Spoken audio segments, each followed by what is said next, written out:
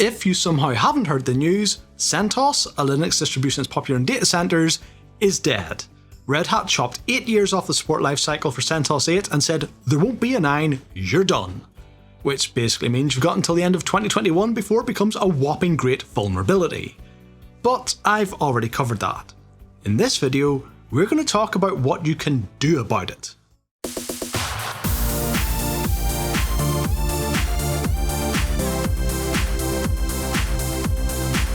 Welcome back to the Pro Tech Show, where I cover topics mostly aimed at IT pros and decision makers. Firstly, if you haven't seen my video about what happened to CentOS, you should probably go watch it to get some context, so here's a link and there'll be one in the video description too. If you're not familiar with CentOS, it is derived from Red Hat Enterprise Linux. The Ent in CentOS stands for Enterprise. That should give you an idea of its intended use case. Most CentOS installations are in data centers. You don't just distro hop a data center on a whim, it needs planning. The bigger the change, the bigger the risk, the bigger the planning exercise. In this video, I'm going to concentrate on Linux distributions that are similar to CentOS. By that, I mean distributions that are based on Red Hat. It is clearly an option to switch to a completely different system like something from the Debian world or SUSE. Absolutely. I'm not going to cover every single possibility, but that doesn't mean you can't do it, or even that you shouldn't do it. In fact, go ahead and drop your suggestions in the comments. Rather than just shouting the name of your favourite distro though, try and say why you'd recommend it and anything specific that you think needs to be considered when migrating from CentOS. But let's move on to the CentOS-like options. Firstly, and quite predictably, there's Red Hat Enterprise Linux. Now I know a lot of you are angry with Red Hat, and I get it. Promising 10 years of support and then pulling the rug out a year later isn't cool, but putting those feelings to one side and looking at this from a technical perspective, CentOS is based on Red Hat, and was to all intents and purposes owned by Red Hat, so this is as like for like as you're going to get, technically speaking. If professional support is something you were considering, it's the obvious choice, but hang on. People were using CentOS because they didn't want paid support, or let's face it, they'd already be using Red Hat. How is this like for like at all if one's free and the other's not?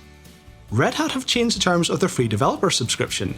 As of February 2021, you are allowed to use Red Hat Enterprise Linux in production for free up to a maximum of 16 servers. If this covers your needs, it could be the lifeline you are looking for. It's nice to see Red Hat extending an olive branch to the little guy, but while 16 servers might sound like a fair number to a home user, it's not all that much when it comes to business use. Remember, this is 16 virtual servers, not physical hosts. For context, I've got a similar number of virtual servers just in my lab at home. It does seem to be more aimed at the one-man band type of operation, as the subscription is only available for individuals, not organisations. That doesn't mean you can't use it to run a business, they are currently allowing that. I don't want to come across as ungrateful, it's good to see Red Hat trying to provide some kind of response at last, but there is a problem. Whilst the developer subscription is free, you're still tied to a subscription. CentOS didn't tie you to a subscription. You're allowed to use a Red Hat developer subscription in production now, but as recently as earlier this year that was explicitly forbidden. What about next month? What about next year? I'm not trying to suggest Red Hat are trying to trap people. I think they're genuinely trying to repair some of the damage, but clearly they're not above changing their mind, and a lot of people have just been burned by that. I think for a lot of people who took Red Hat at their word when they said CentOS 8 would be supported for 10 years, this is going to be a case of once bitten, twice shy. The next fairly obvious option to talk about is CentOS Stream, which unlike normal CentOS, is going to continue. Despite using the CentOS name though, CentOS Stream is not CentOS, now often called CentOS Linux to differentiate it. Compared to Red Hat, Stream is an upstream distro where CentOS is downstream. That's an important distinction.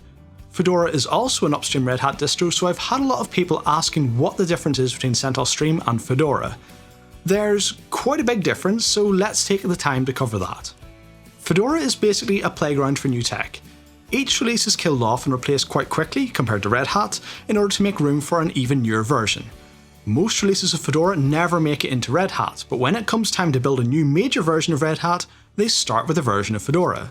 At this point it would have traditionally disappeared into a development black hole within Red Hat, and we wouldn't see it again until it became Red Hat Enterprise Linux.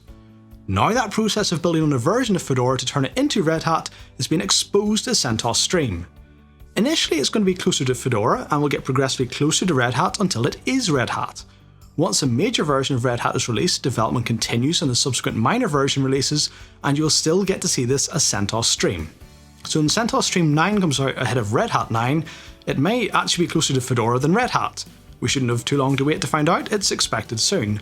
In fact, it might actually be available by the time this video goes live. When we refer to CentOS Stream as I record this, we'd be talking about CentOS Stream 8, which is tied to the development of Red Hat 8. There's no point specifying a version when only one exists, but by the time you watch this, it may well have changed and we'll need to start using version numbers. The current version of Red Hat as I record this is Red Hat Enterprise Linux 8.3. The next version of Red Hat will therefore be 8.4.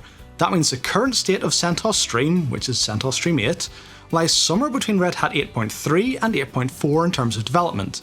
It represents our daily snapshot of progress towards 8.4. It's almost like Stream has two different stages of life. There's the first stage, before Red Hat gets released, where you could consider Stream to be based on Fedora. And then there's the second stage, after Red Hat gets released, where you could consider Stream to be based on Red Hat. So what does this mean when we compare it to actual CentOS? Is it a drop-in replacement? No.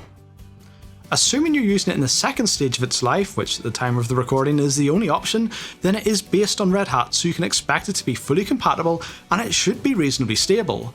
The very, very positive way of looking at it is that it's kind of like Red Hat with extra hotfixes. Yeah, no, it isn't. Stream will get fixes more quickly than Red Hat. It will also get bugs more quickly. But most critically, it will also get bugs that will never make it into Red Hat. Why? Because by using Stream, you're testing it for them. That's not to say Stream is untested, it does go through internal testing at Red Hat, but the way I think of it is, it's like a beta. Before you jump into the comments and tell me that it's not actually a beta, it's continuous integration, I know, but it's irrelevant. It doesn't matter what you call it, what matters is that it won't be as reliable as Red Hat, because the whole point of it is for the community to find and report bugs in CentOS Stream so they can be fixed before the final code gets released to Red Hat's paying customers. For that reason, it won't be as reliable as actual CentOS, which is based on final releases of Red Hat. Don't get me wrong, I think CentOS Stream is a good idea. It serves a purpose, it's just a different purpose to CentOS. If you're developing software and want to check for compatibility issues with the next version of Red Hat before it's released, Stream is perfect. If your workload isn't ultra critical, then hey, it's a free operating system that's really close to Red Hat. If your workload is critical though, if you chose CentOS because you need your data center to be ultra reliable, then I don't think this is a suitable replacement. It's also going to be a nightmare for qualified vendor support. If you purchase an application with support, they'll generally specify exactly which operating system versions are supported. For example, they may say CentOS 8.2 is supported, but 8.3 isn't until they've completed further testing. How do you do that with CentOS Stream when it doesn't have any definite releases you can nail it down to, and it changes every day? From what I've seen so far, the answer seems to be that they simply won't support it. So is CentOS Stream a good thing if taken on its own merits? Yes. Is CentOS Stream a good replacement for production CentOS workloads? No. But that's just my opinion, right? I've certainly had a number of angry messages from people who disagree quite strongly. Well, it is my opinion, but it's not just my opinion. Let's play a game. Who else said CentOS Stream isn't a replacement for CentOS Linux? Have you got it yet? Chris Wright, Red Hat's Chief Technology Officer. Who said, you know what, I'll just give you some other quotes from Red Hat that I think can make it obvious Stream isn't intended for production.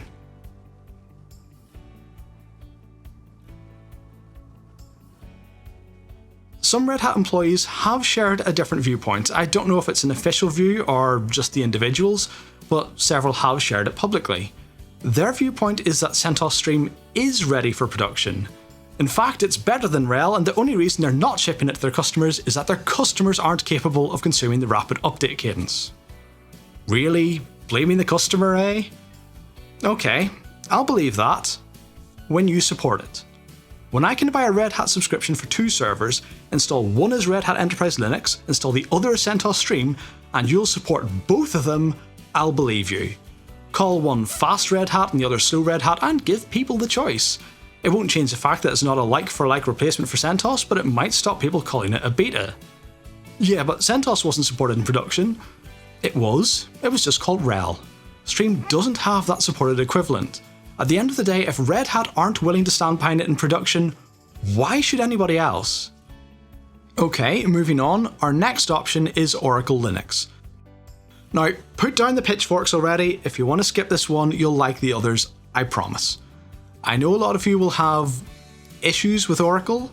I covered some of that in the other video, so I'm not going to go over it again. If you want to know why some people are swearing at their screens because I even dared mention Oracle, go watch that one. But putting that aside, from a technical perspective and a business risk perspective, this is actually a pretty sensible option. Oracle Linux is downstream from Red Hat and gives you full compatibility, just like CentOS. There's a free version, just like CentOS, and an option for paid support. This is very similar to the options you previously had with CentOS and Red Hat.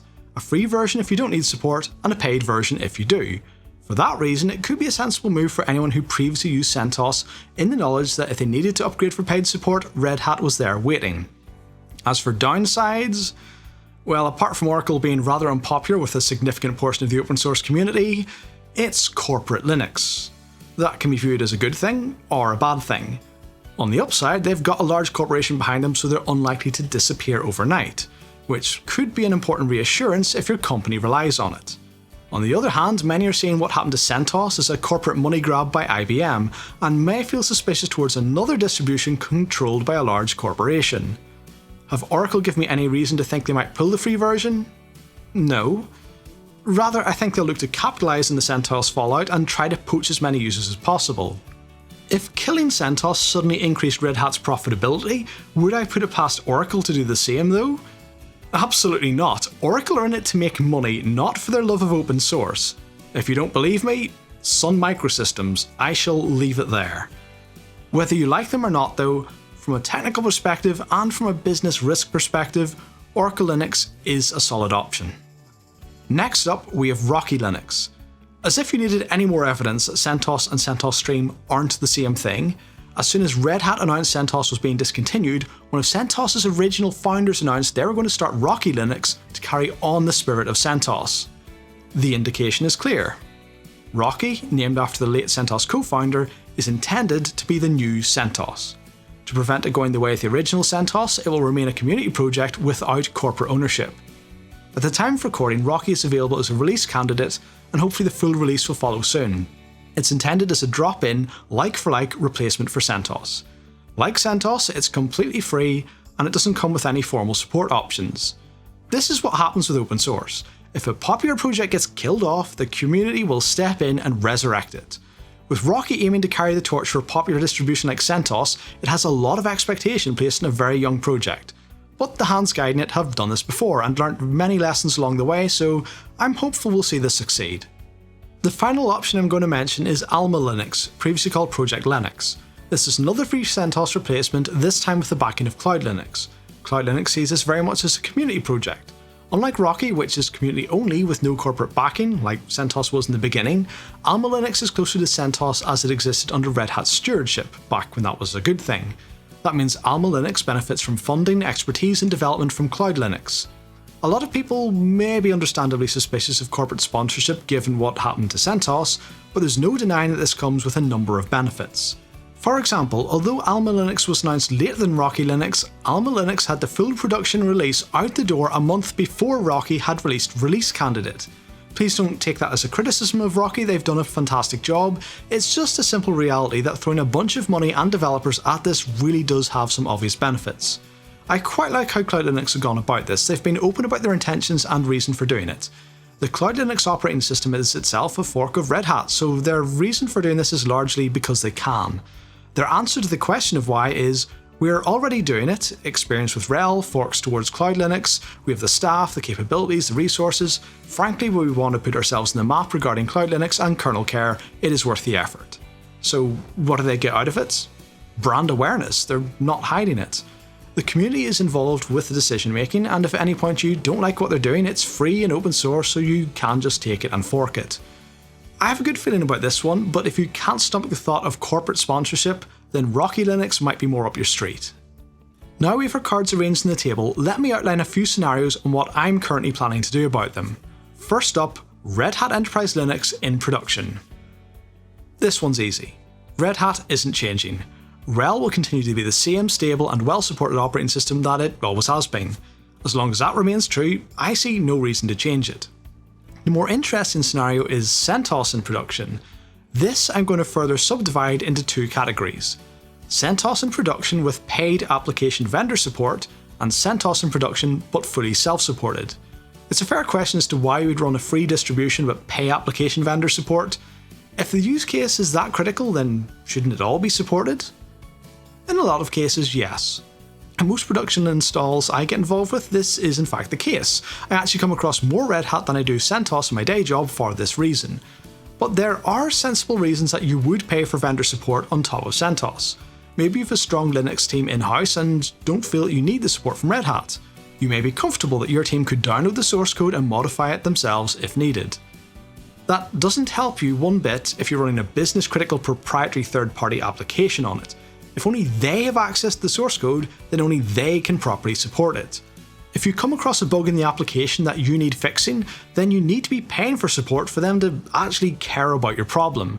If a third party is going to qualify your system as eligible for support, then as well as expecting payment, they are going to set limits on what operating systems are allowed.